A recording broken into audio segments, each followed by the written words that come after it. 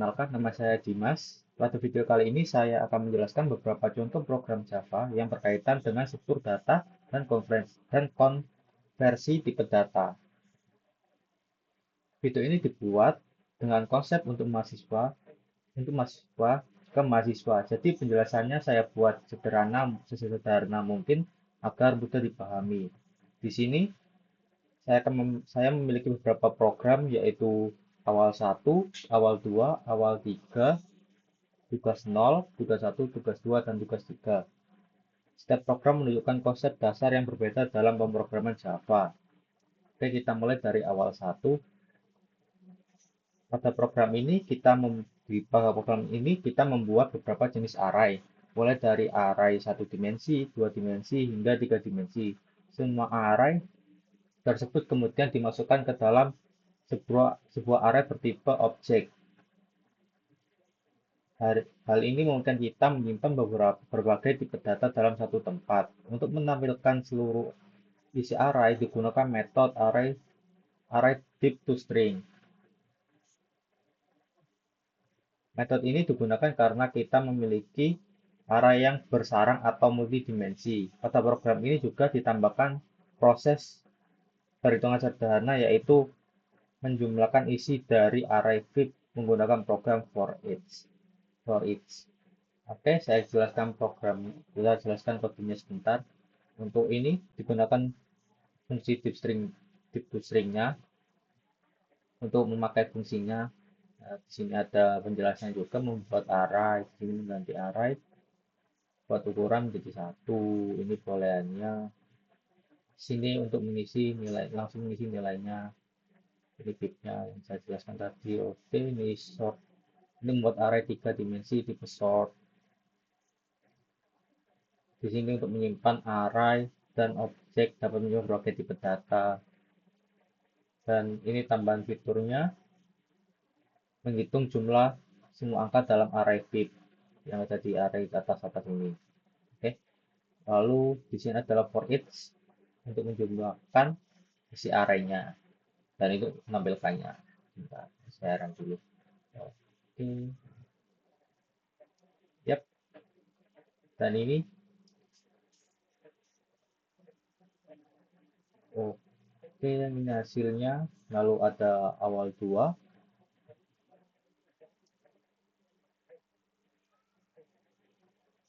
Untuk awal 2 yang merupakan struktur data list dengan implementasi array list. Pada awal program ini membuat sebuah list yang berisi nama hari, yaitu Senin, Selasa, Rabu, Rabu, dan Jumat, dan juga ditambahkan Kamis di sini. Nah, agar muncul di sini nanti. Bentar. Oke, kemudian kita menambahkan hari Kamis ya, ini hari Kamis. Dan program ini menambahkan fitur pengurutan menggunakan collection sort sehingga isi list dapat diurutkan secara otomatis. Seperti ini. Nah, ini hasil jika tambahan fiturnya tidak ada. Dan ini setelah tambahan fitur. List setelah diurutkannya jadi Jumat, Kamis, Rabu, Selasa, dan Senin. Lalu awal 3.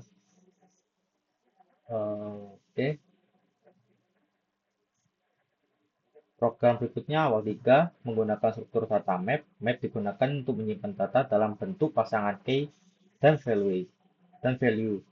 Pada program ini terdapat beberapa kata dalam bahasa Jerman seperti tag, hard, dan bool yang kemudian dipasangkan dalam arti dalam bahasa Indonesia. Nah ini, tag itu hari, boot itu topi, bool itu jam, red itu roda, or itu telinga, dan tor itu gerbang. Selain itu saya juga menambahkan fitur pencarian di bawah sini. Pencarian kata menggunakan metode content key dan get.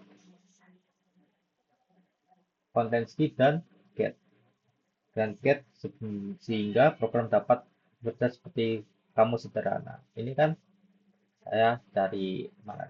Nah, saya kan cari UR. Jika di run, ntar munculnya gini. hour adalah jam. Kalau aku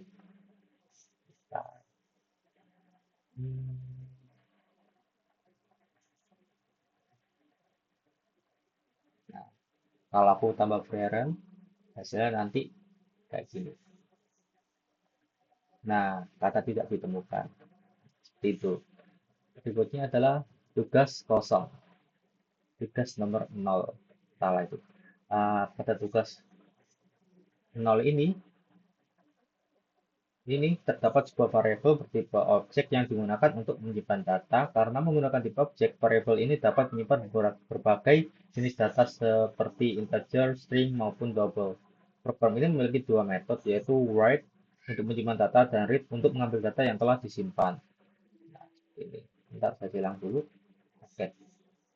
Nah, ini untuk variabel untuk menyimpan data ininya. Store value. Nah, metode untuk membacakan nilai yang tersimpan itu di sini. Di return to store value. Nah, ini untuk menyimpan nilai baru. Ini untuk membuat objek dari kelas TPA tadi. Nah, ini menyimpan nilai integernya. Ini 33. Ini membaca nilai lalu mengubahnya menjadi string. String to integer. String dari integer. Sorry. Dan ini teman fiturnya. Untuk memunculkan ini, halo H. Nah, di sini untuk munculkannya terus di sini nanti juga munculkan 3,14. Lalu kita coba run. Nah, nanti isi barunya halo ha dan isi baru lagi 3,314. Nah, ini adalah base. Nah, berikutnya tugas tugas satu. Program ini salah. Tugas satu menunjukkan penggunaan fungsi matpo untuk menghitung nilai pangkat. Contohnya yaitu penghitung 2 pangkat 30 dan 2 pangkat 32. Nilai tersebut pertama kali disimpan dalam tipe data double, kemudian dikonversi menjadi tipe int menggunakan tipe casting. Dan menggunakan tipe casting, program ini juga menunjukkan program ini juga menunjukkan bahwa tipe data int memiliki batas maksimum sehingga angka yang terlalu besar dapat menyebabkan overflow. Nah, ini buat menghitung 230 tadi. Nah, ini menggunakan nilai sebelum sudah castingnya. Ini ada menghitung 2 pangkat 32-nya, ini casting double ke integernya, dan teman fiturnya itu mengecek apakah nilai masih muat dalam tipe int. Nah, ini. Oke, coba dirun dulu. Oke, hasilnya kan seperti ini. Nah, ini masih aman, 232 masih aman, sementara tipe int. Nah, sedangkan yang 232 terlalu besar untuk tipe int overflow. Lalu ada tugas 2. Oke, pada tugas 2 ini menunjukkan bagaimana karakter dapat diubah menjadi string. Pada program ini terdapat dua karakter, yaitu A dan B. Kedua karakter tersebut diubah menjadi string menggunakan metode karakter toString dan digabung menjadi sebuah string baru. Nah, ini A dan B menampilkan karakter char A, B, jadi dan ini mengubah char menjadi stringnya, ini menampilkan hasil string, dan ini untuk menampilkan nilai AC dari karakter ini. Lalu jika di run, nah hasilnya akan seperti ini. Char A sama dengan A, char B sama dengan B, char S sama dengan B, dan ASC dari A sama dengan 65 dan yang B-nya 66. Berikutnya adalah tugas 3. Oke.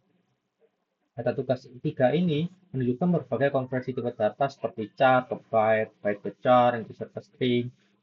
Selain itu, program juga menampilkan representasi biner dari sebuah karakter menggunakan metode integer to binary string. Hal ini membantu kita memahami bagaimana data sebenarnya direpresentasikan di dalam komputer.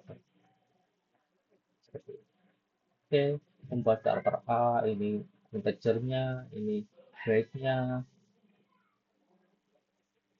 dan untuk tambahannya, nah ini tambahannya, tampilan nilainya. pemblokiran akan seperti ini. Nah,